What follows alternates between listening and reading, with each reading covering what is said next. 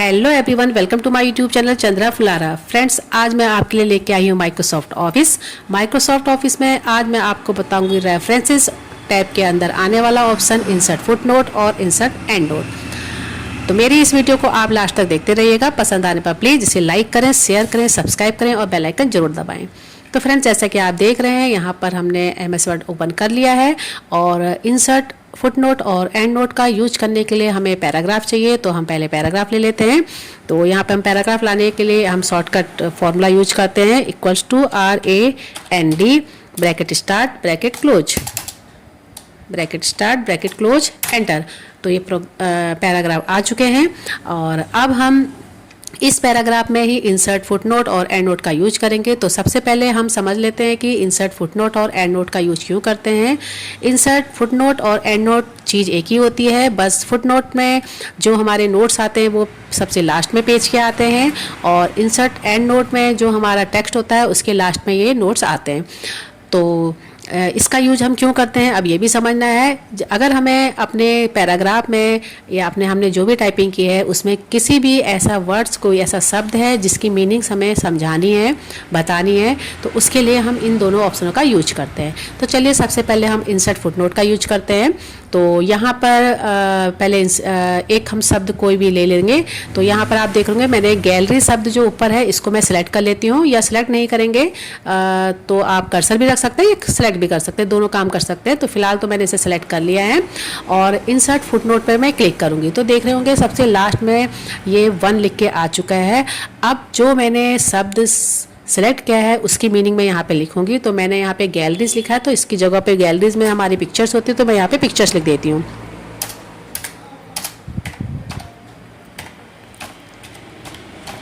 मैंने पिक्चर लिख दी है।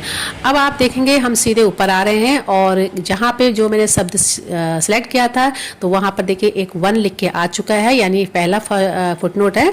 और यहाँ पे जैसे ही मैं माउस रख रही हूँ तो यहाँ पे पिक्चर्स लिख के आ रहा है, यानी कि अब हमें पता चल रहा है कि इस गैलरी की मीनिंग क्या है। तो इसके अंदर पिक्चर्स है तो हमने पिक्चर लिख दिया। तो समझ में आ गया होगा आपको कि हमें फुटनोट का यूज कैसे करना है।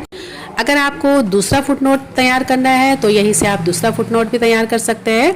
तो यहाँ पे हम दूसरा कुछ ले लेते हैं। यहाँ पे क्या लेते हैं देख लेते हैं। यहाँ पर हम डिज़ाइन ले लेते हैं। तो डिज़ाइन को मैंने सेलेक्ट किया है और इसके बाद हमने फुटनोट पे किया। तो देखिए 2 नंबर यहाँ पे फुटनोट आ चुका है।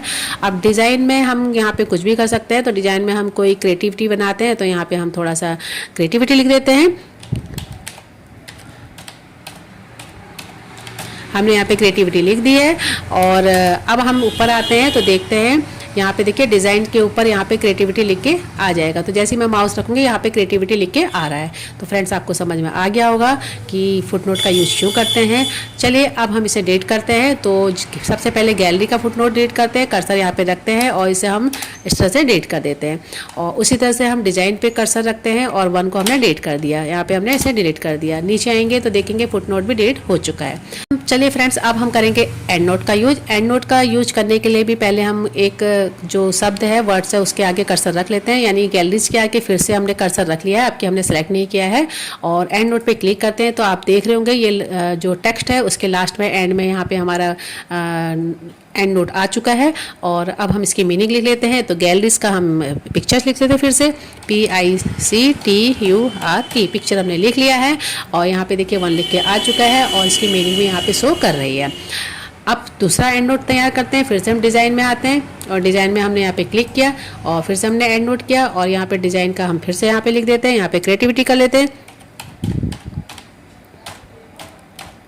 हमने यहाँ पे क्रिएटिविटी लिख दी है और अब आप जैसे देखेंगे यहाँ पे डिज़ाइन के आगे भी यहाँ पे 2 लिख के आ चुका है और यहाँ पे क्रिएटिविटी लिख के आ गई है।